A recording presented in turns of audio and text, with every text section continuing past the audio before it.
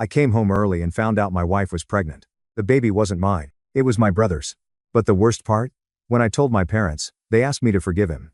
So I disappeared. No calls. No goodbye. No grazie. 5 years later, they finally found me again. My brother was dying. And now the same family who betrayed me was begging me to save his life. I'd been married to Stella for 3 years when I found out. 3 years of Sunday dinners with my parents. 3 years of my younger brother Caleb crashing on our couch whenever he needed money or advice or just wanted to hang out. 3 years of what I thought was a solid life. Good job in commercial property consulting, music, decent marriage, close family. Turns out I was the only one who thought any of it was real. I wasn't supposed to be home that Tuesday. I had a site visit in Austin that got canceled last minute. Structural engineer called in music sick. Whole thing pushed to Friday. I caught an earlier flight back. Figured I'd surprise Stella. Maybe take her out to dinner. I found the pregnancy test in the bathroom trash. Not hidden. Not wrapped up. Just sitting there on top of the other garbage like she'd stopped caring about being careful. Positive. We'd been trying for 6 music months with no luck. I remember the doctor's appointment 3 weeks ago. My sperm count was fine. Her ovulation was regular. Just needed to keep trying and stay music relaxed. She'd seemed disappointed but optimistic. Guess she'd found another solution. I didn't confront her immediately. I sat on the edge of our bed and opened her laptop. Music. Password was our anniversary because of course it was. Checked her messages. Caleb's name was right there at the top. 8 months of messages. 8 months of can't wait to see you tomorrow and he'll be traveling again next week, and one particularly gut-punching exchange where she asked if he felt guilty and he replied not really. He's always gone anyway. My brother. My wife. 8 months. When Stella came home from yoga, I was still sitting on the bed with her laptop open. She froze in the doorway. When were you going to tell me? I asked. She didn't play dumb. I'll give her that much. She just started crying and everything spilled out. It started at my birthday party last year. They were drunk. It kept happening. She didn't mean for feelings to develop. She definitely didn't mean to get pregnant. It's Caleb's. She said like I hadn't already done the math. I didn't yell. Music. Didn't throw anything. Just asked one question. Does he know? She nodded. I stood up, grabbed my music keys, and drove to my parents' house. They were all there. Tuesday family dinner. Something I'd missed because music of work travel. Caleb's truck was in the driveway next to my dad's sedan. I walked in without knocking. My mom Beverly was setting music the table. My dad Floyd was opening wine. Caleb was on the couch scrolling through his phone. Hey, you're back early. Beverly started. Stella's pregnant. Music, I said. It's Caleb's. The wine bottle hit the counter hard. My dad's face went carefully blank. The same expression he used when discussing business problems he didn't want to deal with. Caleb stood up slowly. Look, man. How long? I asked him. It's not. It just happened. Music. 8 months. I said. I read the messages. My mother's hand went to her mouth. But she didn't look shocked. She looked uncomfortable. Like this was music awkward timing, not a betrayal. Sit down, my dad said. Music. Let's talk about this rationally. I didn't sit. Floyd sighed. These things happen. It's not ideal, but Caleb made a mistake. Stella made a mistake. The question is what happens now? She's already pregnant. Beverly added quietly. You need to think about the child. I stared at them. The child that isn't music mine. Family is family. Floyd said. You're brothers. You've always been close. Caleb's young. He didn't think about consequences, but be the bigger man. Beverly finished. For everyone's sake. Caleb wasn't even looking at me. He was staring at the floor, jaw tight, defensive posture like I was the one causing music problems. I turned around and walked out. Nobody followed me. I drove home in complete silence. No music. No thoughts. Music. Just the sound of my own breathing and the turn signal clicking at stoplights. When I got back to the house, Stella was gone. Probably at music. Caleb's apartment. Probably crying on his shoulder about how badly I'd reacted. I sat down at the kitchen table, opened my laptop, and logged into our bank accounts. The silence wasn't surrender. Music. It was strategy. 72 hours. That's how long it took to dismantle a 3-year marriage. First music night, bank accounts. We had 2 joint checking accounts, 1 savings, and a shared investment portfolio I'd built up from bonuses. I transferred my half of everything to a new account at a different bank. One Stella didn't know existed. Music. Cash was mobility. Second day, lawyer. Found one 2 towns over. Paid the retainer in cash. Laid everything music out. The pregnancy timeline. The messages I'd screenshotted from Stella's laptop. The admission of paternity. This is music pretty clear cut. The lawyer said. Adultery. Non-paternity. You can contest any custody claims if she tries to. I'm waiving everything. I said. Custody, visitation, support. It's not my kid. I want nothing to do with it. He paused. You're sure? Draw up the music papers. I spent that afternoon documenting everything. Printed the messages between Stella and Caleb. Saved screenshots to 3 different cloud accounts. Built a timeline showing music when I was traveling versus when they were meeting up. Every hotel receipt. Every flight confirmation. Not for court. I didn't need drama. Just insurance in case anyone tried to rewrite history later. That night, Stella finally came home. I was at the kitchen table with paperwork spread music out in neat stacks. We need to talk. She said. No. Music we don't. I slid the divorce papers across to her. I'm filing. Adultery. You'll get the house. She blinked. What? The house. Music. You'll keep it. Mortgage is in your name now. I had the deed transferred this morning.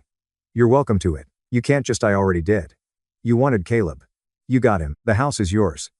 I'm taking the liquid assets and leaving. She stared at the papers. Music. Where are you going? Not your problem anymore. Your family, also not your problem. Music. I watched her process it. Watched her realize I wasn't angry. Music wasn't hurt, wasn't anything. Just done. What about the baby? She asked quietly. What about it? It's Caleb's. Music. Raise it with Caleb.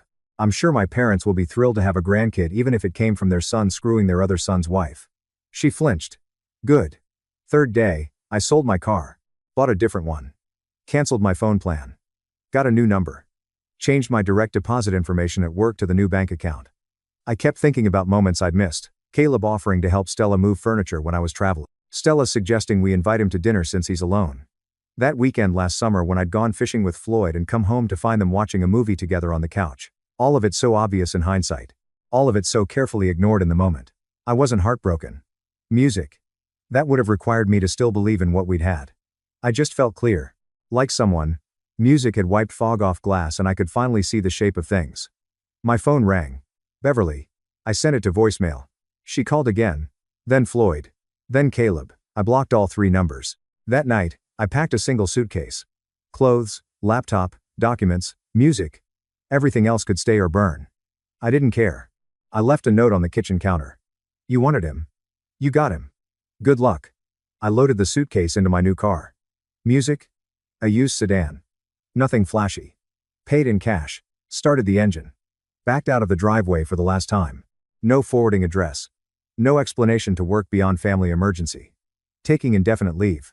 No contact with anyone who'd known me as Stella's husband or Caleb's brother. Just absence. They probably thought I was broken, hiding somewhere, nursing wounds. Too ashamed to face them.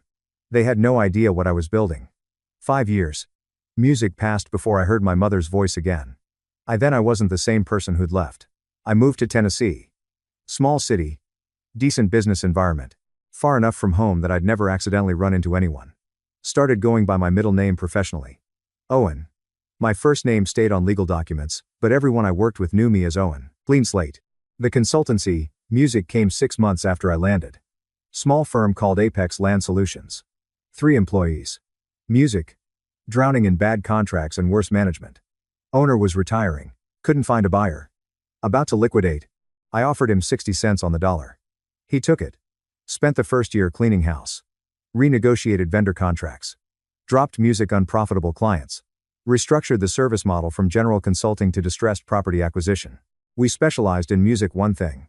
Finding undervalued land assets, buying them cheap, and flipping them to developers or holding them for appreciation. 18 months in, we turned profitable. 2 years in, Music, we were operating in Tennessee, Arkansas, and Mississippi. Revenue hit 8 figures. Staff grew to 22 people. I bought out the original owner's remaining stake and renamed it Meridian Holdings. I was good at it. Better than I'd been at anything else. Maybe because it required the same skill set I'd used to erase my old music life. Attention to detail. Patience. Understanding leverage. And I learned something important. Debt is power. Whoever holds music, the note controls the conversation. Year 4, I started seeing familiar names and loan portfolios. We worked with regional lenders, small banks, music, agricultural credit unions, private mortgage companies. I'd reviewed distressed assets they wanted to offload, make offers on the notes, restructure or foreclose depending on the situation. That's when I found them. Floyd and Beverly's home mortgage. $78,000 outstanding, 90 days past due with a regional bank I'd done 3 previous deals with. I pulled the file. They'd refinanced 2 years ago. Took out equity to loan money to Caleb for a restaurant venture. The restaurant lasted Music 11 months before folding. They refinanced again a year later, this time Music for Caleb's construction business idea. Also failed. I bought the note through a shell company. The bank was happy to get it off their books at 80 cents on the dollar. Then I kept digging. The family land, 20 acres of inherited property that always talked about passing down, was collateralized against an agricultural loan. $15,000 still owed. Also in default. I bought that note, Music too. Over the next year, I quietly acquired every piece of debt connected to my parents. Credit cards they'd maxed helping Caleb. Music. A personal loan Floyd had taken from a former colleague. Small stuff. Music, but it added up. I also found records of Stella and Caleb. They'd lasted about 18 months after I left. She'd kept the house initially, but couldn't afford the mortgage alone. Sold it at a loss. Now she was renting across town, raising the kid, Music. A boy. Apparently, while working part-time at a dental office. Caleb had moved back in with our parents. Music. No job, no prospects, burning through their money like it would never run out. Music. It ran out. I didn't feel satisfaction looking at their financial collapse. Music. Didn't feel vindication.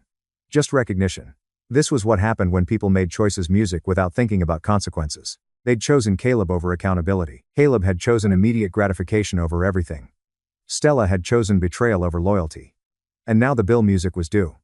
I was in my office reviewing acquisition targets when my assistant knocked. "Owen, there's a call for you on line 2. She says it's urgent. Personal." I frowned. "Who is it?" "Beverly Morrison. Says she's your mother."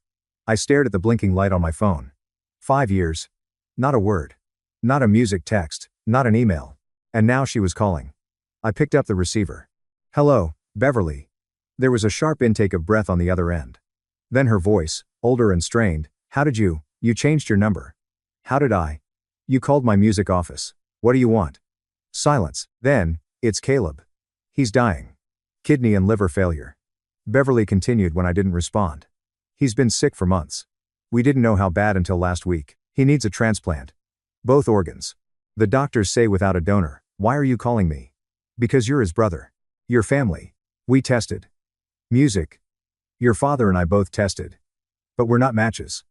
There's no one else." I leaned back in my chair. Through my office window, I could see the construction crew breaking ground on a new development we just sold land to. 60-acre parcel, Music triple what we'd paid for it 2 years ago. "You need my kidney," I said. "Music. Please. I know what happened was terrible. I know we handled it wrong. But he's dying. He's 29 years old and he's dying. And you thought of me." Her voice cracked. "You're his only hope." I let the silence stretch. Heard her breathing on the other end. Music rapid and shallow. "Desperate. I'll come visit." I said finally. "You will?" "Oh, thank God. Thank you. I'm not promising anything. But I'll come see him." "When?" "Music. The doctor said time is I'll be there Saturday." I hung up before she could say anything else. Saturday morning, I loaded an overnight bag into my Range Rover and made the 6-hour drive back to a town I'd sworn I'd never see again. The place looked smaller. The downtown area had lost a few businesses, empty storefronts where the hardware store and a cafe used to be. The house I grew up in sat on the same corner lot, but the paint was fading and the yard needed work. Music parked in the driveway behind Floyd's sedan and Caleb's old truck. Knocked twice. Floyd opened the door. He'd aged hard, more gray. "Music?" Deeper lines around his eyes, shoulders slightly stooped. He extended his hand automatically. I didn't take it. "Come in," he said, dropping his hand awkwardly. The living room looked the same. Same furniture, same family photos on the mantel. Except now there were additions, framed pictures of a little boy I didn't recognize. Music. Dark hair. Stella's eyes. The kid who wasn't mine. Beverly emerged from the kitchen. She hugged me before I could step back. "Thank you for coming," she whispered. "Thank you." I pulled away. "Music? Where is he?" "Couch," Floyd said. Caleb was lying there, covered with a blanket despite the warm weather. He looked like a different person. Gaunt, sallow skin, Music, eyes sunken. 29 going on 50. He tried to sit up when he saw me. Couldn't quite manage it. "Hey," he said weakly. I nodded. Then I noticed movement in the doorway. Stella stepped out from the hallway holding 2 cups of coffee. She froze when she saw me. "What's she doing here?" I asked. "She drove Caleb over," Beverly said quickly. They share custody. She was just. Music? We co-parent. Stella said. Her voice was different. Harder. I'm here for support. I turned back to Caleb. Music. You brought your ex to beg your brother for an organ. She offered to come. Caleb said. It's not look. Can we just talk? Music. Floyd gestured to the armchair. Sit. Please. I remained standing. Beverly wrung her hands. The doctors say you're music, the best match possibility. Same blood type, genetic compatibility. They can run tests, but we know we don't deserve to ask. Floyd interrupted. We know what happened. Music. What we said. But family is family. You're brothers. You've always been brothers. He needs you. Beverly added. Music. Whatever happened in the past. He needs you now. Caleb shifted on the couch, breathing labored. I'm sorry. For everything. I was young and stupid and selfish. I destroyed your marriage. I know that. But I'm asking, begging. Music. Please help me. They all stared at me, waiting. Hoping. I walked to the window, looked out at the property. The yard where Caleb and I used to play catch. The driveway where we'd rebuilt his first car engine. The land that had been in our family for 2 generations. All of it mine now. They just didn't know it yet. Music. I turned back to face them. Before we discuss what I'm willing to do, I said calmly, Music. There's something you need to see. I walked back to the entryway where I'd left my bag. Unzipped it. Pulled out a manila folder. The room went silent as I returned to the living room and spread documents across the coffee table. One by one. Methodical. First document, a foreclosure notice. Their home address printed clearly at the top. Outstanding balance, $78,000. Status, 120 days past due. Final notice before seizure. Beverly's hand went to her mouth. Second document, agricultural loan default notification. The family land. $15,000 owed. Delinquent. Subject to immediate music collection. Floyd leaned forward, squinting at the paperwork. Third document. Music, a collection notice for the personal loan. $12,000. Already sent to collections. Fourth. Credit card debt. Assigned to a recovery firm. I laid them out in a neat row. Then I stepped back. How did you get these? Floyd asked quietly. Because I own them. The confusion on their faces would have been funny if I'd had any capacity left for humor. What do you mean you own them? Beverly asked. Every debt you have. Every loan you signed. I bought them. I kept my voice level, conversational. The house mortgage, I acquired music that note 18 months ago through a holding company. The agricultural loan on the land, bought it 14 months ago. The personal loan, the credit cards, music, the vendor debts from Caleb's failed businesses. All of it. Legally purchased music from the original lenders. Floyd's face drained of color. You've been planning this? Not planning. Acquiring. There's a difference. Caleb tried to sit up. You bought our debt? Why would you? Because I'm in the business of distressed asset acquisition. Your debt was distressed. I made offers. Banks accepted. Beverly stood, voice rising. You did this deliberately. You hunted us down, and, no, I cut her off. You did this to yourselves. I just recognized the opportunity when it appeared in my portfolio reviews. These. Floyd said. Music. You targeted us. I built a business. You destroyed yours. Our paths crossed because you made bad decisions, not because I engineered anything. I pointed at the documents. These are consequences. Every signature on these loans is yours. Every dollar borrowed went to bail out Caleb's failures. I didn't force any of that. Stella had gone pale in the corner. She hadn't said a word. Beverly's voice shook. How could you do this to your own family? I looked at her. Really looked at her. The woman who told me to be the bigger man while her younger son was sleeping with my wife. You mean the family that chose him? Music. I gestured at Caleb over basic decency. That family? That was years ago. Floyd protested. And these loans are current. I tapped the foreclosure notice. You have 60 days before the house is sold. Maybe less, music depending on how quickly I want to move. Wait. Beverly said desperately. Wait. There has to be something we can do. Music. Some arrangement. We can work something out. Floyd added, leaning forward. Payment plan, refinancing, whatever you need. You're here. Music. You came back. That means nothing. Caleb's breathing had gotten worse. He looked like he might pass out. I'm dying. Music managed. You're really going to foreclose on our parents while I'm dying? I'm calling in debts that are legally mine. What you're doing medically is separate. Unless. Beverly started. I waited. Unless what? Floyd asked, voice desperate. What do you want? Music. The transplant. Is that it? You help Caleb and we negotiate that there is no unless. I said quietly. The room went dead silent. I'm not here to negotiate. I'm not here to make deals. I looked at each of them in turn. I'm here to watch you understand what music consequences feel like. Floyd stood up. You can't be serious. I've never been more serious. We're your parents. And he's your son. I pointed at Caleb. Music. The one you chose. Music. So choose now. Figure out how to help him in the next 60 days before you lose the house. After that, you'll have other priorities. Music. Beverly was crying now. Please. There was. Music, I interrupted. 5 years ago. You made different choices. Caleb tried to stand, stumbled, caught himself on the armrest. His voice came out as a rasp. Doesn't family mean anything to you? I looked at him directly for the first time. It meant everything. I said. That's why this hurts you so much. Beverly collapsed into the nearest chair. Sobbing, Floyd stood frozen, music, staring at the documents like they might disappear if you looked hard enough. Caleb managed music to stay upright, barely, one hand gripping the back of the couch. I'm dying. Music, he repeated. Doesn't that mean anything? It means exactly as much as my marriage meant to you. Stella finally spoke. Her voice was small. You're going to let him die? I turned to her. I'm not letting anything happen. I'm just not stopping it.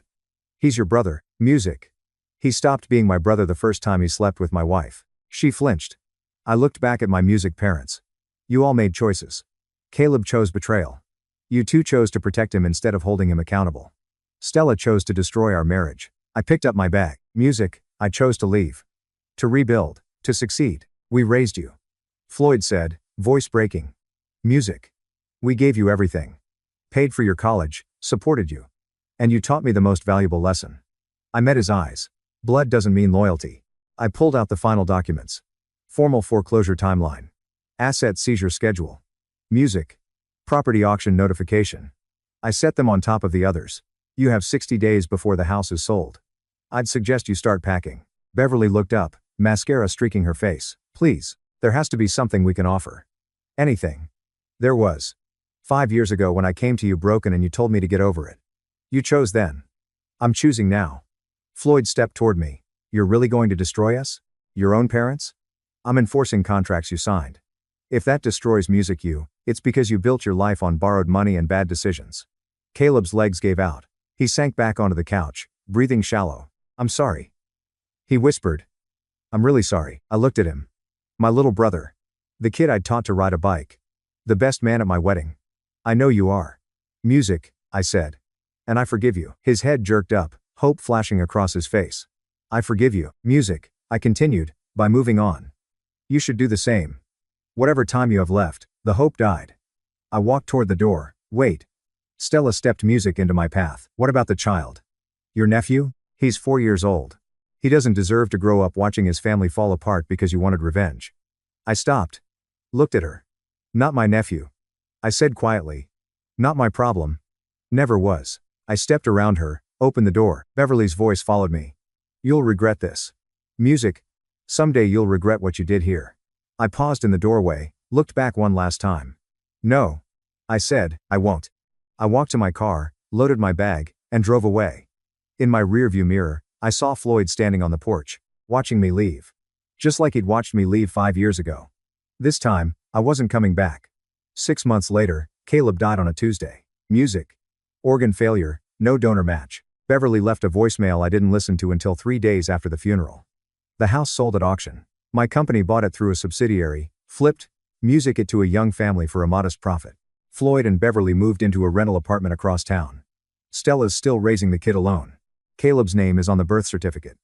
But there's no estate. Music. No trust fund.